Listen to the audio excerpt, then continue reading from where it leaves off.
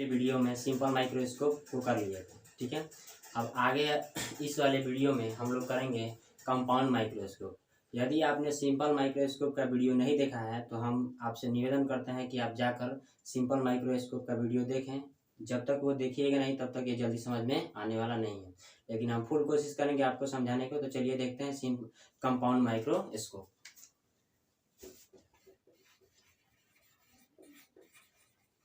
Compound microscope, इसका हिंदी जो meaning होता है संयुक्त सूक्ष्मदर्शी। संयुक्त सूक्ष्मदर्शी, ठीक है। समझिए संयुक्त सूक्ष्मदर्शी क्या होता है। छोटी छोटी वस्तुओं को काफी बड़ा रूप बनाकर देखने के लिए किसका यूज किया जाता है? संयुक्त सूक्ष्मदर्शी का उपयोग किया जाता है। बहुत दूरी पर छोटी छोटी वस्तुएं आपको दिखाई नहीं देती है, उस लेंस का उपयोग करके, सूक्ष्मदर्शी का उपयोग करके हम उसको क्या करते हैं? जूम करके बड़े बड़े रूपों में देख सकते हैं, ठीक है। और जो सटी हुई है वस्तुएं, लगता है कि आपको एक वो क्या हुई है, चिपकी हुई है, उसको भी हम मतलब अलग अलग करके क्या कर सकते हैं? देख सकते हैं। तो कंपाउंड माइक्रोस्कोप का आपको समझ में आया इसका यूज क्या लिए होता है। अब चलिए हम इसके आज फंक्शन के बारे में पढ़ेंगे, जो आपके बिहार बोर्ड के एग्जाम या सीबीएसई बोर्ड के एग्जाम के लिए बहुत इंपॉर्टेंट है। यहाँ से ये 5 नंबर कैरी करता है, ठीक है। तो चलिए इसके बारे में हम पढ़ते हैं। इसमें 2 प्रकार के लेंस लगा होता है। वैसे में तो कंपाउंड माइक्रोस्कोप बनाने के लिए काफी सारे लेंसों की आवश्यकता होती है। जैसे जैसे जिसकी आवश्यकताएं बढ़ती जाएगी वैसे वैसे लेंस उसमें लगा दिया जाता है। लेकिन अभी के लिए हम सिर्फ पढ़ेंगे इसमें 2 ही लेंस होते हैं और दोनों उत्तल लेंस होते हैं। एक कम फोकस दूरी का होता है और एक बड़ा फोकस दूरी का होता है, ठीक है। तो बना लेते हैं उसका फिगर। ये हो गया एक कम फोकस दूरी का उत्तल लेंस और ये हो गया एक ज्यादा फोकस दूरी का उत्तल लेंस, ठीक है। और ये इसमें हो गई प्रधानक्ष, ठीक। अब देखिए इस वाले के प्रकाशीय केंद्र मान लेते हैं O1 और इस वाले का प्रकाशीय केंद्र को मान लेते हैं क्या? O2, ठीक है। अब देखिए इस वाले लेंस को, जिसकी फोकस दूरी कम है, इस वाले लेंस को हम लोग कहते हैं ऑब्जेक्टिव लेंस। ऑब्जेक्टिव लेंस, इसको ऑब्जेक्टिव लेंस इसलिए कहते हैं क्योंकि इसी तरफ हम क्या रखेंगे? ऑब्जेक्ट को रखेंगे, इसलिए इसको ऑब्जेक्टिव लेंस कहते हैं। जिसे आप हिंदी में अभिदृश्यक लेंस भी कह सकते हैं, अभिदृश्यक लेंस, ठीक है। इस वाले लेंस को हम बोलते हैं आई लेंस, यानी इधर से ही आपका आंख इसमें इस वाले यंत्र में देखेंगे हम, ठीक है। इसको बोलते हैं हम नेत्र लेंस या नेत्रिका लेंस भी बोल सकते हैं, नेत्रिका लेंस, ठीक है। अब ध्यान दीजिए, इसमें हम वस्तु को इसके फोकस के थोड़ा सा इधर रखते हैं, ठीक है। वस्तु का नाम है, मान लेते हैं कि ए है और ये क्या है? बी है। वस्तु से आने वाली प्रकाशीय किरणें लेंस से अपवर्तन होने के बाद सबसे पहले किस बिंदु पर काटती है? फोकस पे। ये लेंस से अपवर्तन हुई और किस पे काटी? फोकस पे काटी, ठीक है। दूसरी किरण, इमेज बनाने के लिए हमें 2 किरणों की जरूरत होती है। तो दूसरी रे जो निकालेंगे हम लोग ऑप्टिकल सेंटर से निकालेंगे, ठीक है, प्रकाशीय केंद्र से। तो ऐसे ये जाएगी, इसको कहाँ पे काट रही है? यहाँ पर काट रही है। यहाँ पर वस्तु का प्रतिबिंब क्या बना? A डैश B डैश, ठीक है। ये वस्तु का प्रतिबिंब बन गया A डैश B डैश। अब ध्यान दीजिए, ये प्रतिबिंब ऑब्जेक्टिव लेंस के लिए है, आई लेंस के लिए नहीं है। ये आई लेंस के लिए, ये वाला जो प्रतिबिंब है आई लेंस के लिए वस्तु का काम करेगा, ठीक है। तो ये जब वस्तु का काम करेगा तो इससे भी, जब ये वस्तु का काम कर रहा है तो इस लेंस के लिए भी इसका प्रतिबिंब बनना जरूरी है। तो ये अब देखिए ये कहता है कि वही बना रहा है कि ये जहाँ पे वस्तु है इसके बाद इसकी फोकस होती है, ठीक है। जहाँ पर इस ऑब्जेक्टिव लेंस से प्रतिबिंब बन रहा है यहाँ पर इसकी क्या होती है? इसके बाद फोकस होती है। तो ये कौन सा केस हो गया? प्रकाशीय केंद्र और फोकस के बीच का केस हो गया। जो प्रकाशीय केंद्र और फोकस के बीच का केस हम सिंपल माइक्रोस्कोप में ही पढ़ाए हैं, जो हम आपको 20 बार बोल रहे हैं कि आपको सिंपल माइक्रोस्कोप इसको पढ़ने से पहले पढ़ना बहुत जरूरी है, ठीक है। जब प्रकाशीय केंद्र और फोकस के बीच रखा जाता है तो उसका प्रतिबिंब लेंस के उसी साइड में काल्पनिक प्रतिबिंब बनता है। देखिए तो एक रे यहाँ से निकलेगी ऐसे, तो लेंस से अपवर्तन, देखिए ये दोनों रे प्रधान अक्ष के क्या है, पैरेलल है। ये पैरेलल है तो ये अपवर्तन के बाद किस पे काटती है, तो फोकस पे काटती है। ये हो गया आई लेंस की फोकस, इसको लिख देंगे ई, मतलब आई लेंस की फोकस दूरी। ठीक है, अब दूसरी रे कहाँ से गुजारेंगे, तो ऑप्टिकल सेंटर से। तो इसमें क्या दूसरी रे ऐसे, ये गुजर गई ऐसे ऑप्टिकल सेंटर से। ये दोनों एक दूसरे को मीट की, नहीं ना मीट की, तो ये क्या है, दोनों डाइवर्जेंट रे है, इसलिए इसको कहाँ लेकर आएंगे, पीछे लेकर आएंगे तो मीट कराएंगे। तो ऐसे करके, ठीक है, ऐसे, और ये ऐसे, ये एक दूसरे को कहाँ पर मीट की, यहाँ पर। यहाँ पर ये वस्तु का प्रतिबिंब बना A double dash B double dash, यानी वास्तव में वस्तु का प्रतिबिंब कहाँ पर बना है, यहाँ पर बना है। ठीक है, जो कैसा बना है, काल्पनिक उल्टा। ये ध्यान दीजिए, ये कैसा बना है, काल्पनिक उल्टा। ठीक है, इसको डॉटेड डॉटेड से कर देते हैं, चाहे ऐसे ही रहने देते हैं। ठीक है, अब ध्यान दीजिए, अब देखिए लेंस के द्वारा आपका यहाँ पर नेत्र है, यहाँ से ही ना नेत्र लेंस है आपका, सॉरी नेत्र है। इससे आई लेंस के द्वारा जब हम किसी यंत्र में देखते हैं तो हमारे आंख द्वारा बनाया गया कोण हम बताए थे क्या होता है, बीटा होता है। और ऐसे ही सिंपल आई से देखते हैं तो हमारा आंख द्वारा बनाया गया कोण क्या होता है, अल्फा होता है। तो नेत्र द्वारा यानी कि यहाँ पर बनेगा क्या, बीटा। और आप जानते हैं कि अल्फा, हम बता भी दिए हैं कि अल्फा हमेशा सेम होता है। ये होता है, मान लेते हैं ए बी है, ये सी है, ये कितना होता है अल्फा, एच ओ, यहाँ पर अल्फा। और ये अपवर्तित की न्यूनतम दूरी कितनी होती है, तो ये डी होती है। ये अल्फा हमेशा हर जगह सेम रहेगा। आप कंपाउंड माइक्रोस्कोप पढ़ रहे हैं, इसके बाद टेलीस्कोप पढ़िएगा, उसमें भी ये अल्फा हमेशा सेम का सेम रहेगा। क्यों, क्योंकि आपका आंख बदल थोड़ी सकता है। नेत्र लेंस की इससे यंत्र की सहायता से नेत्र लेंस की फोकस दूरी घटाई या बढ़ाई जा सकती है, लेकिन ऐसे सिंपल आई से देखिएगा तो थोड़ी बढ़ाई या घटाई जा सकती है। ठीक है, अब ध्यान दीजिए, अब इसका नाम रखते हैं वो, और इसके बीच में वस्तु के बीच की दूरी को मतलब इस जहाँ पे वस्तु है वहां से प्रकाशीय केंद्र के बीच की दूरी को क्या कहते हैं, वस्तु दूरी। इसको हम कह देते हैं यूओ। क्यों, क्योंकि ऑब्जेक्टिव लेंस है, इसलिए कह दिए ऑब्जेक्टिव लेंस की वस्तु दूरी। ठीक है, अब ध्यान दीजिए, यहाँ पर प्रतिबिंब बन रहा है किसके द्वारा, ऑब्जेक्टिव लेंस के द्वारा। तो यहाँ से और यहाँ के बीच की दूरी को क्या कह देते हैं, वी ओ।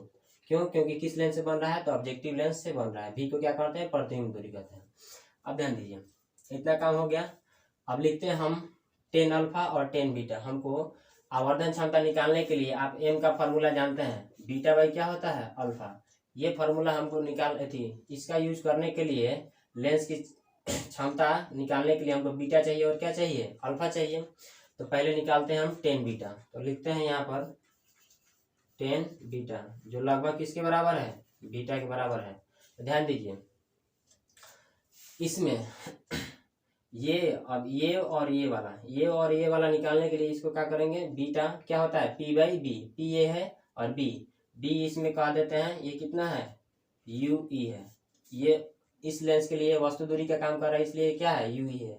और ये क्या हो जाएगा, भी, इस लेंस के द्वारा बना प्रतिबिंब भी। ठीक है, तो 10 बीटा बराबर क्या होता है, पी बाई बी। तो पी कितना है, ध्यान दीजिए, ए डैश बी डैश। पी कितना है, ए डैश बी डैश, अब बट्टा बी कितना है, तो यू ई।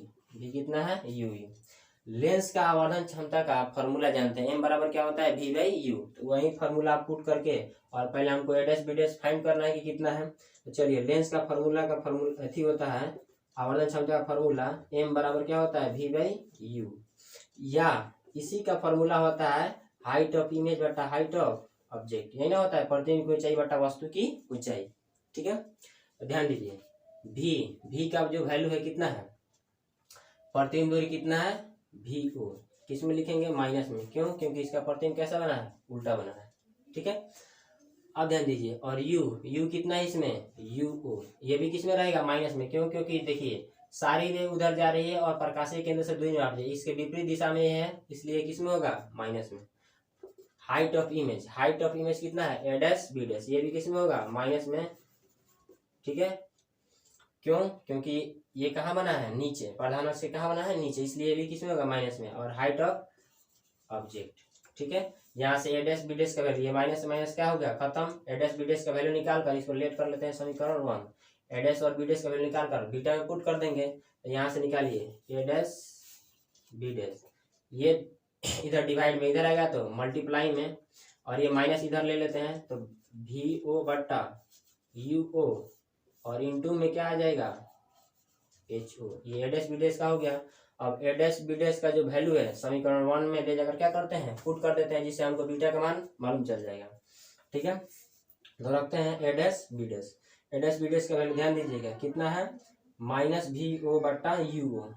तो रखते हैं बीटा बराबर माइनस भी ओ बट्टा यू ओ, इंटू में क्या है एच ओ, यही ना है, इंटू में क्या है एच ओ, और बट्टा में क्या है यू ई, बट्टा में क्या है यू ई। अब देखिए ये हो जाएगा बीटा बराबर क्या हो जाएगा, माइनस भी ओ बट्टा यू ओ, और ये क्या हो जाएगा एच ओ बट्टा यू ई। ये किसका वैल्यू आ गया, तो बीटा का। ठीक है, यहाँ से अल्फा का वैल्यू निकालिएगा, ये अल्फा, तो 10 अल्फा लगभग किसके बराबर होगा, तो अल्फा का। अल्फा बराबर क्या हो जाएगा पी बाई बी, तो पी कितना है एच ओ, और बी कितना है डी, तो लिखेंगे एच ओ बट्टा कितना है डी। अब आवर्धन का फॉर्मूला आप जानते हैं, किसी भी यंत्र के लिए एम बराबर फॉर्मूला क्या होता है, बीटा बाई अल्फा। एम बराबर फॉर्मूला क्या होता है, बीटा बाई अल्फा। बीटा का वैल्यू इतना है और अल्फा का value H O by D है। यहाँ पे ध्यान दीजिएगा, पुट करेंगे तो ध्यान दीजिए बीटा का वैल्यू कितना है, माइनस भी ओ बट्टा U O into H O बट्टा कितना है यू ई, और बट्टा एच ओ बट्टा कितना है डी, एच ओ बट्टा कितना है डी। एच ओ से एच ओ क्या हो गया, कट गया, और ये कहाँ चल जाएगा ऊपर, तो एम का जो फॉर्मूला हो जाएगा माइनस भी ओ बट्टा यू ओ, और कितना हो जाएगा डी बाई यू ई। ठीक है, डी बाई कितना हो जाएगा यू ई। यानी सिंपल माइक्रोस्कोप का जो यंत्र की आवर्धन क्षमता है क्या होती है, माइनस भी O by U O into D by U E. ठीक है, डी यहाँ पर जानते हैं कि स्पर्शदिशी की न्यूनतम दूरी है। अब इसमें देखते हैं कि जब प्रतिबिंब अनंत बने तब कितना होगा, और जब प्रतिबिंब स्पर्शदिशी की न्यूनतम दूरी डी पर बने तब कितना होगा। ठीक है, तो इसे नोट कर लीजिए या कर लीजिए, स्क्रीनशॉट ले लीजिए, हम इसको इरेज कर देते हैं। ठीक है,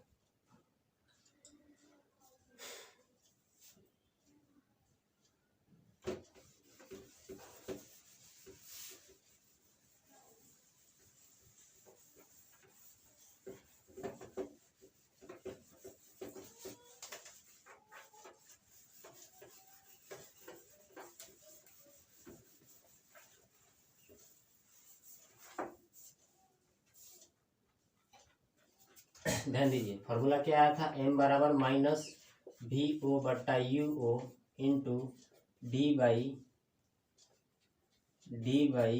यू ई। ठीक है, ये सूक्ष्मदर्शी क्या है आवर्धन क्षमता। अब पढ़ेंगे इसमें केस नंबर 1। केस नंबर 1 में पढ़ेंगे जब प्रतिबिंब कहाँ हो, अनंत पर हो।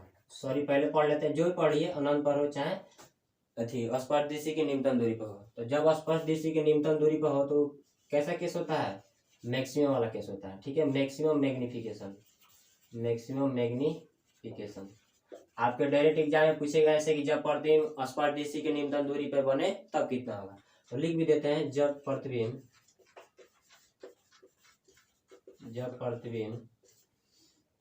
स्पष्ट दृष्टि की न्यूनतम दूरी पर बने, स्पष्ट दृष्टि की न्यूनतम दूरी पर बने, न्यूनतम दूरी पर बने। ठीक है, जब प्रतिबिंब कहाँ बने, स्पर्शदिशी की न्यूनतम दूरी पर बने। यानी u उसमें कितना था, u किसके बराबर था, uv के, यानी v किसके बराबर, प्रतिबिंब किसके, स्पर्शदिशी की न्यूनतम दूरी। स्पर्शदिशी की न्यूनतम दूरी कितनी होती है, d होती है। अब ध्यान दीजिए दोनों प्रतिबिंब इधर ही था और उल्टा था, तो u इसमें भी माइनस और v भी इसमें भी माइनस। लेंस फार्मूला लगाकर हम किसका वैल्यू निकाल लेंगे, 1/uv का वैल्यू निकाल लेंगे। तो लेंस फार्मूला क्या होता है, 1/f equal to 1/v minus 1/u। 1/f, v का वैल्यू कितना है माइनस डी, 1/-d, और ये माइनस माइनस क्या हो जाएगा प्लस, और u की जगह हम कितना रख सकते हैं माइनस ue। तो ये माइनस माइनस प्लस और ue। ठीक है, ये इधर माइनस में है, इधर आएगा तो प्लस में, तो 1/ue, ये माइनस में उधर आएगा तो प्लस में, 1/f प्लस क्या हो जाएगा 1/d। अब 1/uv का वैल्यू हमको मालूम चल गया। 1/uv का जो वैल्यू है कितना है, 1 + f/f 1/f + 1/d। इसमें ले जाकर हम क्या कर देंगे, पुट कर देंगे, तो हमारा मैक्सिमम मैग्नीफिकेशन आ जाएगा। ठीक है, तो कितना है m का फॉर्मूला, m बराबर है -VO/UO। यहाँ पर ध्यान दीजिएगा क्या है, d, और 1/u, d इधर हो गया तो 1/u ना है, तो 1/u का वैल्यू कितना रखेंगे, 1/f + 1/d, तो 1/f और प्लस 1/, कितना हो जाएगा, d।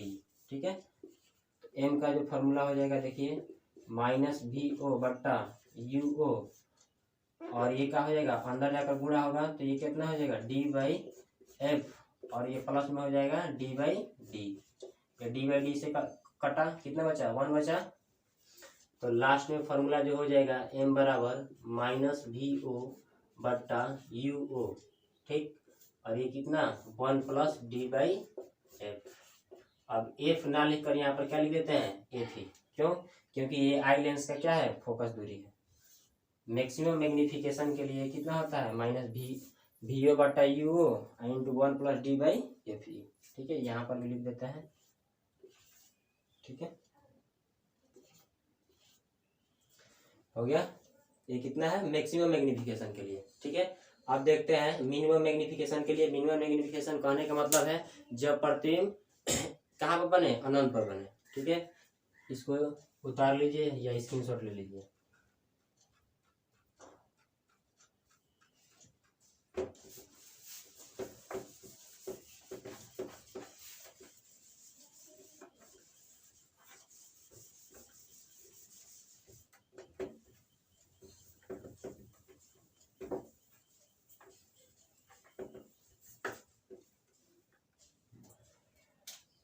Case number 2। ठीक है, किसके लिए, तो मिनिमम मैग्नीफिकेशन। मिनिमम मैग्नीफिकेशन का मतलब होता है जब प्रतिबिंब, आपके एग्जाम में ऐसे ऑब्जेक्टिव में पूछ सकता है कि जब प्रतिबिंब यहाँ पर अनंत बनता है तो कितना आवर्धन क्षमता होगा, किसके लिए, तो कंपाउंड माइक्रोस्कोप के लिए। ऐसे ऐसे करके ऑब्जेक्टिव में सवाल पूछता है, तो ध्यान दीजिएगा। जब प्रतिबिंब अनंत पर हो, चाहे बने। ठीक है, तो जब प्रतिबिंब, फार्मूला पहले क्या था, m बराबर -VO/UO × d/ क्या था, UE, यही था ना। तो जब प्रतिबिंब अनंत पर बने तो U बराबर किसके होगा, -UE के। क्यों, क्योंकि इधर ही है, और भी प्रतिबिंब अब कहाँ पर बन रहा है, अनंत पर। ठीक है, तो अनंत पर बन रहा है तो ये भी इस साइड में बन रहा है और उल्टा बन रहा है। तो जब प्रधान इसके नीचे बनता है तो भी उसका साइन किस में होता है, माइनस में। लेंस फॉर्मूला लगा दीजिए, 1/f बराबर 1/v, कितना हो जाएगा, -∞, और ये माइनस माइनस क्या हो जाएगा, प्लस। ये माइनस माइनस क्या हो जाएगा, प्लस। ये इन्फिनेटिव क्या हो गया, खत्म। तो क्या बचा, 1/f ई अब रखते हैं, और 1/ue, यानी 1/ue किसके बराबर है, 1/f के। तो ले जाकर फॉर्मूला में पुट कर देते हैं, आ जाएगा आपका आवर्धन क्षमता m -VO/UO और d × 1/ue का वैल्यू कितना है, 1/f। तो 1 कितना हो जाएगा, f। तो आवर्धन m का फॉर्मूला क्या हो जाएगा, -VO/UO और d कितना हो जाएगा, f। ये हो गया किसके लिए, तो मिनिमम मैग्नीफिकेशन के लिए। ठीक है, तो आप देखें कि कंपाउंड माइक्रोस्कोप जब अनंत पे रखते हैं तब कितना होता है। इसका फॉर्मूला आप याद रखिएगा, कितना होता है, -VO/UO × d/fe। ठीक है, ये आप हमेशा याद रखिएगा। क्यों, क्योंकि ये आपके एग्जाम में पूछता है कि जब अनंत पे बने ना तब कितना होता है कंपाउंड माइक्रोस्कोप के लिए आवर्धन क्षमता। ठीक है, ऐसे ही करके पूछता है। और इसके